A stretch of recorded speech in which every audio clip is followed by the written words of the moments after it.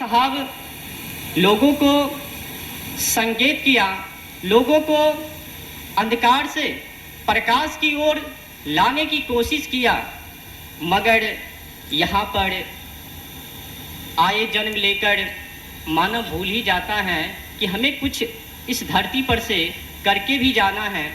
आज तो लोग कहता है हमें तो कुछ समय मिला है और उस समय में कुछ पढ़ाई, कुछ लिखाई, फिर काम धाम, फिर शादी इत्यादि वगैरह जो भी वो करना, फिर बाल बच्चों को पालन पोषण करना, फिर कुछ बड़े होकर उसमें अपना समय को व्यर्थ में गंवा लेना, तो ये तो नीति स्वार्थी हैं। लेकिन हम लोगों को जिस कार्य के लिए इस धरातल पवित्र भूमि पर जन्म मिला है वो काम ना करके जो काम पशु पक्षी करती हैं वही काम हम लोग करके यहाँ से गुजर जाते हैं। यकीन मानिए, अगर आप लोग इस समय जो भी काम कार्य कर रहे हैं अगर उसका परिभाषित कीजिएगा तो क्या निकलेगा। हम तो कर रहे हैं भजन कीर्तन, हम तो कर रहे हैं सत्संग, हम तो चल रहे हैं सत पे। अगर परिभाषित कीजिएगा, आप तो सोच रहे होंगे कि हमारे हाथों में तो पुरुषार्थ है, वीरता है, क्रांति है, पराक्रमी है पुरुषार्थ, हम तो सत पे चल रहे हैं। जब परिभाषित कीजिएगा, जब आप उस पर मंथन कीजिएगा तो हाथों में पुरुषार्थ नहीं भोग निकलेगा, कामना निकलेगा, विकृति निकलेगा। आज तो लोग एक तरफ से कबीर साहब का नाम गुणगान करते हैं, ऊपर से गालों में मधु गुटखा, खैनी, तंबाकू, सिगरेट इत्यादि इत्यादि का ग्रहण करते हैं। कोई आया साहेब जी की जय, वो भी बोला साहेब जी की जय, मुंह में क्या धरा है मधु गुटखा, तो मधु गुटखा खा के साहेब जी की जय। अब बताइए कबीरदास जी को अच्छा लगेगा?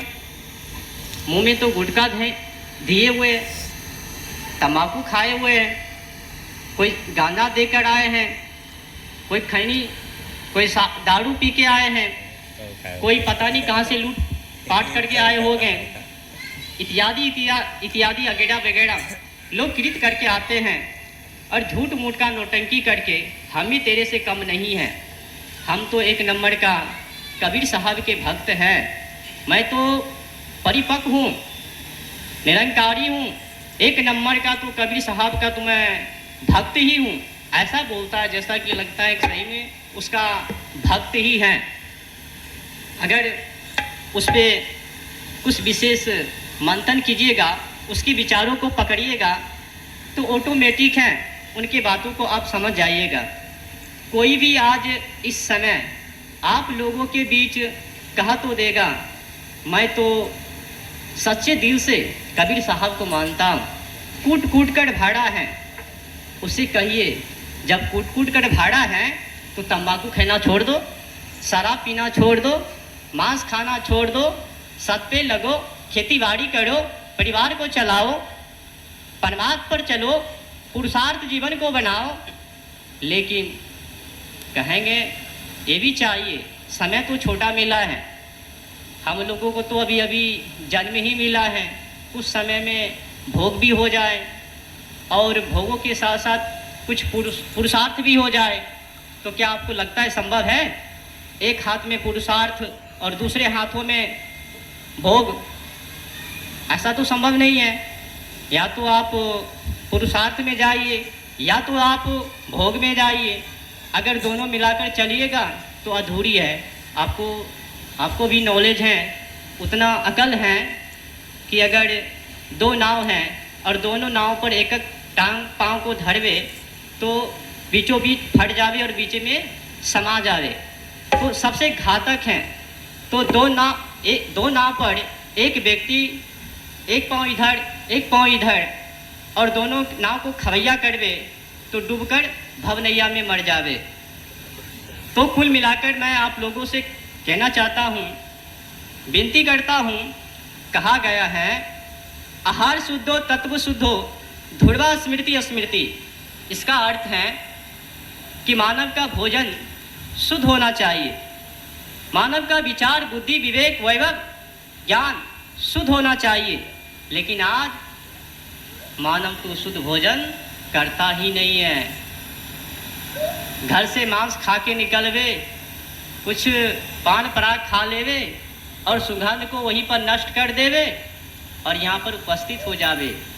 कई लोग तो मधु गुटखा खा के तंबाकू खा के कुछ लोग बैठे हो गए मुंह सफैया करके, पता नहीं कौन कौन यहाँ पर उपस्थित हो गए। तो उसके के लिए क्षमा प्रार्थी है, बोल तो नहीं पाएंगे कि हम लोग तंबाकू खा के आए पर गिर से आउट बाहर में ही फेंक दिए हैं। तो मैं कहना चाहता हूँ, जब मैं रजाकपुर से यहाँ शमशान उपस्थित होने के लिए आ रहा था तो रास्ते में कुछ लोग मिला। वो कह रहे थे कि महाराज जी आप कहाँ जा रहे हैं? तो मैंने कहा कबीर साहब के दरबार में जा रहे हैं। वो कहा आप तो इधर के हैं और उधर क्यों जा रहे हैं?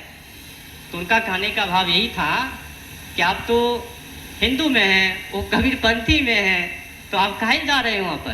कहे देखो भाई, अगर हमें कोई प्यार से बुलाएगा, अगर आमंत्रण करेंगे, मुसलमान हो ईसाई हो बौद्ध हो जैन हो, हम सभी में जाएंगे, क्योंकि हम तो क्रांतिकारी हैं, हम तो विचार से परिपक्व हैं, विचार से पढ़े हैं, परमात्म सत्य से पढ़े हैं।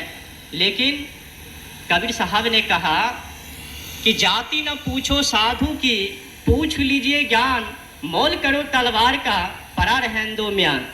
इसका अर्थ है कि कौन मानव किससे आता है, किससे हैं, किस जाति से किस कास्ट से आता है, मानव को उससे मतलब नहीं होना चाहिए। उस मानव के अंदर क्या है, उस मानव के अंदर विवेक है या नहीं, उस मानव के अंदर संस्कार है या नहीं, उस मानव के अंदर सत्य है या नहीं, पुरुषार्थ है या नहीं।